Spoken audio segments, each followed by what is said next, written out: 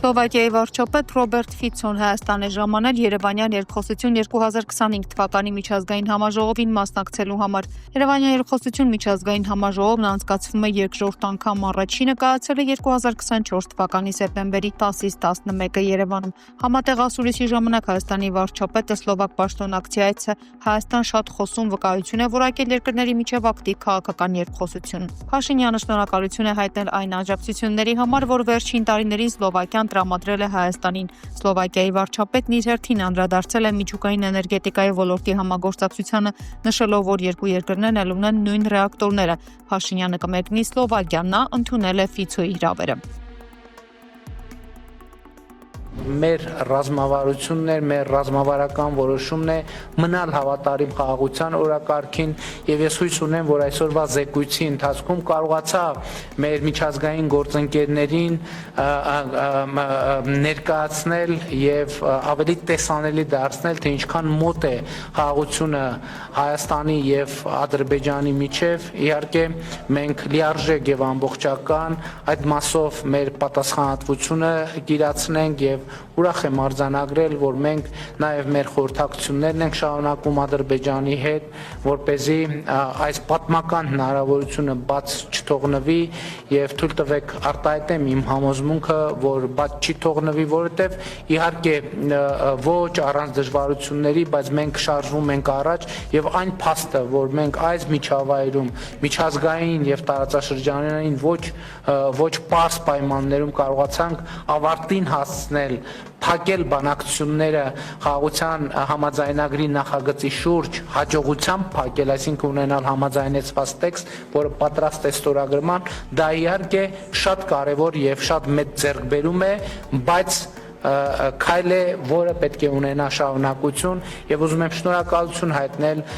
Սլովակիային, Սլովակիայի կառավարությանը եւ անձամբ վարչապետ Ֆիցոյին այս հարցում իրենց ցուցաբերած աջակցության համար։ Օգտագործված միջուկային վառելիքի մասով երկու երկրներում էլ կան մասնագիտացված ընկերություններ։ Նրանց միավորված ջանքերով կարող են հրաշալի համագործակցություն ունենալ։ Շատ ակտիվ քննարկել են համագործակցությունը պաշտպանական արդյունաբերության ոլորտում։ Եթե մենք չարտադրենք զենք, մեկ ուրիշը դա կանի, եւ մենք ստիպված կլինենք դա գնել։ Եթե մենք պետք է շատ գումար ծախսենք մեր պաշտպանության վրա, ուստի կարող ենք որպես փոքր երկրներ գտնել ապրանքներ, որոնք մեր կարիքները կբավարարեն։ Բացի այդ, համագործակցությունը մեզ չի ստիպի զենք գնել ուրիշ խոշոր գործընկերներից։ Փաշինյանը եւ Ֆիցոն այլ բարձրաստիճան պաշտոնյաների հետ միասին մասնակցել են Երևանյան երկխոսություն երկրորդ միջազգային ֆորումին։ Հայաստանի վարչապետը խոսել է հայ-ադրբեջանական հարաբերությունների կարգավորման եւ Բաքվի նկարտումների մասին։ Փաշինյանի խոսքով վերջին տարիներին Ադրբեջանը սկսել է Հայաստանի ինքնիշխան տարածքի մոտավորապես 60%-ը համարել արևմտյան Ադրբեջան։ Հայաստանը բազմիցս հայտարարել է, որ չի կարող լինել արևմտյան Ադրբեջան Հայաստանի ինքնիշխան տարածքում։ Եթե Սահմանադրական դատարանը որոշի, որ խաղաղության պայմանագիրը չի համապատասխանում մեր սահմանադրությանը, այդ դեպքում ես կնախաձեռնեմ սահմանադրական փոփոխություններ։ Ադրբեջանի հետ կարողացել ենք համաձայնեցնել Հայաստանի Հանրապետության եւ Ադրբեջանի միջև խաղաղության եւ միջպետական հարաբերությունների հաստատման մասին համաձայնագրի նախագիծը։ Փաստաթուղթը վերջնական տեսքի ենք բերել եւ ավարտել ենք նախագծի շուրջ բանակցությունները։ ԵԱՀԿ Մինսկի խմբի լուծարման օրակարգն ընդունելի է մեզ համար եւ մենք պատրաստ ենք առաջ շարժվել, բայց մյուս կողմից մենք ուզում ենք հավաստիանալ, որ մենք եւ Ադրբեջանը նույն կերպ ենք ընկալում իրավիճակը։ Ուզում ենք հավաստիանալ, որ Ադրբեջանի մտադրությունը չէ իր տարածքում հակամարտային իրավիճակը փակել եւ արտահանել այն Հայաստանի տարածք։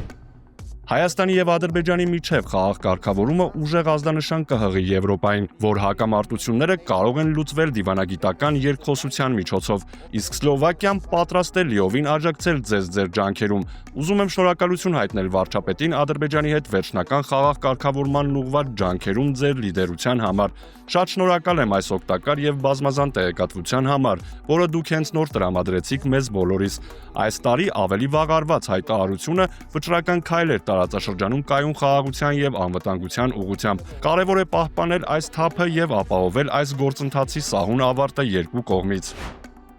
Վերջին մի քանի տարիներին շատ են խոսել աշխարհում տեղի ունեցող անորոշությունների, անսովոր երևույթների եւ զարգացումների մասին, այնպիսի բաների մասին, որոնց դրսևորման հավանականությանը երկրորդ աշխարհամարտից հետո ոչ ոք չէր կարող հավատալ։ Երևանյան երկխոսություն երկրորդ միջազգային համաժողովի ժամանակ հայտարարել է Հայաստանի արտգործնախարար Արարատ Միրզոյանը։ Նրա խոսքով միջազգային իրավունքի սկզբունքները, այդ թվում տարածքային ամբողջականությունը եւ սահմանների անխախտելիությունը, որոնք ժամանակին սրբազան էին համարվում, կորցրել են իրենց կշիռը։ Այժմ դրանք թվում են պարզապես գեղեցիկ բառեր, որոնք ամրագրվել են հռչակագրերում ու կանոնադրություններում, սակայն շատ հաճախ ապարդյուն։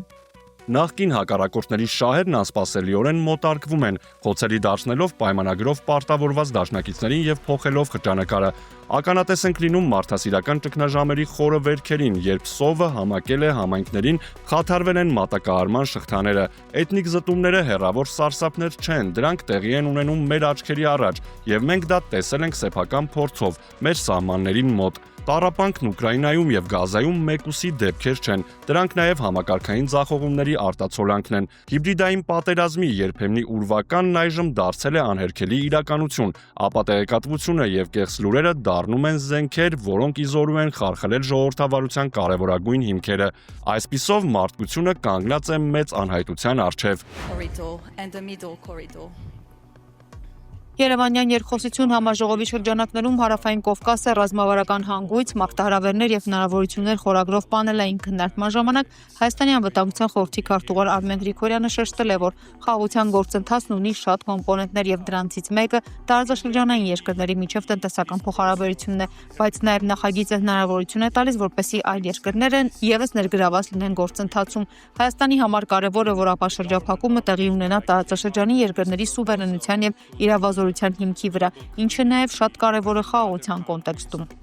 Ապաշրջափակման կոնտեքստում մենք շատ կարևոր ենք համարում հավասարության եւ փոխադարձության սկզբունքները, որովհետեւ սրանք են հիմնական սկզբունքները, որոնք հնարավորություններ են ստեղծում բոլորի, ոչ թե առանձին երկրների համար։ Հիմա Հայաստանը իրականացնում է շատ ծրագրեր, որոնք խաղաղության խաչմերուկի մաս են։ Օրինակ Հյուսիս-Հարավ ավտոմայրուղու կառուցումը, որը շատ կարևոր է փոխկապակցվածության առումով, բայց նաև Հայաստանի ենթակառուցվածքների զարգացում է ենթադրում։ Հայաստանի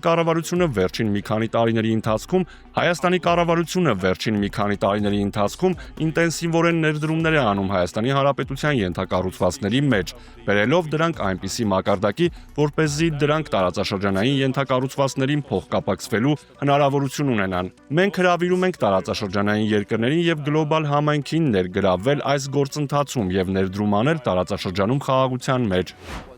Իրանն աջակցում է խաղաղության պայմանագրի ստորագրմանը եւ հավատում է, որ մոտ ապագայում դա հնարավոր կլինի անել։ Նույն պանելային քննարկմանը հայտարարել է Իրանի փոխարտգործնախարար Սայիդ Խաթիբզադեն, նշելով, որ խաղաղության պայմանագիրը լավ է ոչ միայն Հայաստանի ու Ադրբեջանի, այլև ամբողջ տարածաշրջանի համար։ Because I wanted to hear from Armenia that no corridor. Պետք է հստակ ասել, մենք չենք ընդունում որևէ աշխարհագրական փոփոխություն տարածաշրջանում, ինչ էլ որ այն անվանենք, Զանգեզուրի միջանցք կամ մեկ այլ բան։ Մենք աջակցում ենք այն ամենին, ինչ Հայաստանն ու Ադրբեջանը կպայմանավորվեն իրար միջև, բայց այդ պայմանավորվածությունը պետք է հիմնված լինի միջազգային օրենքի, նորմերի, երկրների ինքնիշխանության եւ ինքնավարության սկզբունքների վրա։ Բայց շատ կարեւոր է նշել, որ ոչինչ, բացարձակապես ոչինչ չպետք է փոխի այս տարածաշրջանի աշխարհառազմավարական լանդշաֆտը։ Իմ ցանկությունն է լսել Հայաստանից, որ ոչ մի միջանցք չի կարող լինել։ Միջանցքի տրամաբանությունն է կտրել կապը տարածաշրջանում։ Դա մի բան է, որը մենք չենք տեսնում մեր տարածաշրջանի ապագայի համար։ Փաստաբան Ռուբեն Մելիքյանը գրել է «Կարճ Երևան դիալոգ» կոչվող PR ակցիայի մասին Հայաստանի հարկատուների հաշվին տարբեր երկրներից Դվին հյուրանոցում հավաքվել են մի քանի տասնյակ պետական պաշտոնյաներ, փորձագետներ ու պարզապես լավ մարդիկ ճակերտավոր, որպեսզի հայազգի գերագույն դավաճանը նրանց առջև մեր բոլորի անունից խաղաղություն մուրա, ադրբեջանցիներից ու թուրքերից ու փաստացի ասի, որ պատրաստ է համաձայնել նրանց յուրաքանչյուր պահանջի։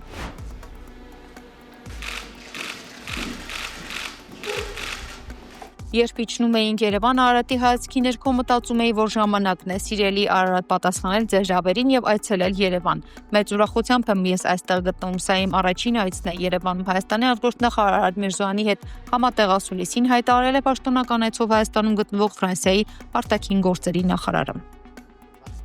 Fidélité dans les moments de tragédie. Ես եկել եմ Հայաստան եւս մեկ անգամ նշելու Ֆրանսիայի աջակցությունը խաղաղության համաձայնագրին, որը դժվարին բանակցությունների միջոցով ի վերջո եկել է համաձայնության։ Ինչպես իմ գործընկեր Մարկո Ռուբիոն է ասել, ժամանակն է այն ստորագրելու եւ վավերացնելու։ Ահա թե ինչ են սպասում Ֆրանսիան, Միացյալ Նահանգները եւ Եվրոպան։ Մեր երկու երկրների եւ մեր ժողովուրդների միջև հարաբերություններն արդեն իսկ մեծապես ռազմավարական են, հաշվի առնելով բոլոր այն համագործակցությունները, որոնք առկա են։ Իմ գործընկեր Արարատի հետ մտադիր ենք նախապատրաստելու ռազմավարական գործընկերություն, որը ավելի ֆորմալ բնույթ կհաղորդի արդեն գոյություն ունեցող հարաբերություններին, այդ թվում պաշտպանության ոլորտում։ Ֆրանսիան շարունակում է մնալ Լեռնային Ղարաբաղից տեղահանվածների, նաև Հայաստանի կողքին, Գորիսում հյուպատոսություն ենք բացելու։ Այսինքն Ադրբեջանը նշում է պայմաններ, որոնց կատարումը ըստ ադրբեջանական կողմի պետք է ավելի դյուրինացնի խաղաղության պայմանագրի կնքումը, ինչ վերաբերում է պայմանների մի խմբին, օրինակ Մինսկի կառույցներին, ապա օրակարգը մեզ համար քննարկելի է, եթե մեր մոտեցումը, եթե չկա կոնֆլիկտ, բայց չկա կոնֆլիկտ, մենք հաստատանում ենք ինստիտուցիոնալիզացված կերպով, որն է ստորագրված, ավելացված կամ այսինքն շատ ավելի պատկերացնելի շոշափելի խաղաղություն, ապա չկա նաև կոնֆլիկտին վերաբերող կամ կոնֆլիկտով զբաղվող դրա մանդատ ունեցող կառույցների անհրաժեշտությունը, բայց սա պայմանների մի խումբն է։ Մյուս խումբը այն է, որը որ դուք եկա, մյուս պայմանը այն է, որը դուք նշեցիք, Հայաստանի սահմանադրությունը, եւ այստեղ մենք ունենք երկու ճանապարհ, այսինքն կրկին մեր մոտեցումը ասել ենք, այս օրակարգը մեզ համար ընդունելի չի, բայց ուզում եմ առիթը օգտագործել եւ բացատրել։ Տեսեք, ունենք երկու ճանապարհ։ Եթե դիցուկ Ադրբեջանի մտահոգությունները անկեղծ են, անկեղծորեն Ադրբեջանը մտահոգված է, թե Հայաստանի սահմանադրությունը ունի տարածքային պահանջներ Ադրբեջանի տարածքային ամբողջականության նկատմամբ։ Այս դեպքում այդ մտահոգությունների ամենաուղիղ, հասցեագրման ամենակարճ, ամենաճիշտ, ամենաուղիղ ճանապարհը խաղաղության պայմանագրի ստորագրումն է, ոչ թե չստորագրումը։ Ադրբեջանի նախագահ Իլհամ Ալիևը կրկին խոսել է Արևմտյան Ադրբեջանի մասին, սա Ադրբեջանի ղեկավարի երկրորդ անդրադարձն է այս թեմային վերջին 5 օրվա ընթացքում։ Դիմելով իսլամատյացության խնդիրներին նվիրված միջազգային համաժողովի մասնակիցներին, Ալիևն ընդգծել է. «Ցավոք սրտի Արևմտյան Ադրբեջանում մեր պատմական հողերում, որտեղից արտաքսվել են մեր հայրենակիցները, մտածված ու ծրագրված կերպով ադրբեջանցի ժողովրդի հարուստ նյութական հոգևոր ժառանգության ոչնչացման քաղաքականությունը իրականացվում ջնջվում է ադրբեջանցիների հետքը նրանց պատմական էթնիկ տարածքից»։ Մոսկվան եւ Անկարան հետաքրքրված են Հարավային Կովկասի խաղաղությամբ, հայտարարել է Ռուսաստանի արտգործնախարարությունը Թուրքիայի արտաքին գործերի նախարար Հական Ֆիդանի մայիսի 26-ից 27-ը Մոսկվա կատարելիք այցից առաջ։ Հաղորդագրության մեջ նշվում է, որ կողմերը կքննարկեն երկկողմ եւ միջազգային համագործակցության հարցերի նույն շրջանակ, այդ թվում Կովկասում համագործակցության խորացման հարցը, ներառյալ տրանսպորտային կապերի եւ հաղորդակցությունների ապաշրջափակումը, նաեւ տարածաշրջանի հետ հակամարտային վերականգնումը։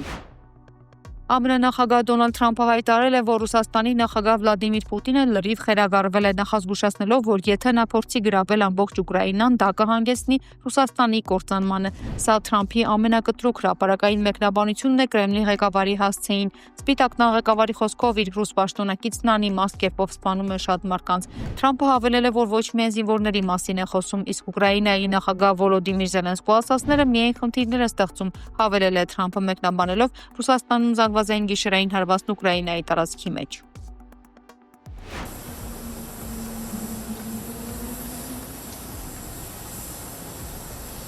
Տեսախցիկները ֆիքսել են, թե ինչպես է Ֆրանսիայի նախագահ Էմանուել Մակրոնի կին ինքնաթիռիչներից ապտակում ամուսնուն։ Դրանից հետո Բրիջիտ Մակրոնը հրաժարվում է թևանցուկ իջնել ամուսնու հետ, դեպքը տեղի է ունեցել Վիետնամ կատարած այցի ժամանակ։ Տեղի ունեցած ամուսինների միջև ցակած աննշան վիճաբանության հետևանք էր։ Ֆրանսիական գործակալությանը փոխանցել է Մակրոնի մերձավոր շրջապատի ներկայացուցիչներից մեկը։ Հետագայում Ելիսեյան պալատը միջադեպի արդիվ հատուկ հայտարարություն է տարածել, պնդելով տեսագրության մեջ հայտնվել է այն պահը, երբ նախագահն ու նրա կինը վերջին անգամ լիցքաթափվում էին ուղևորության մեկնարկից առաջ կատակելով։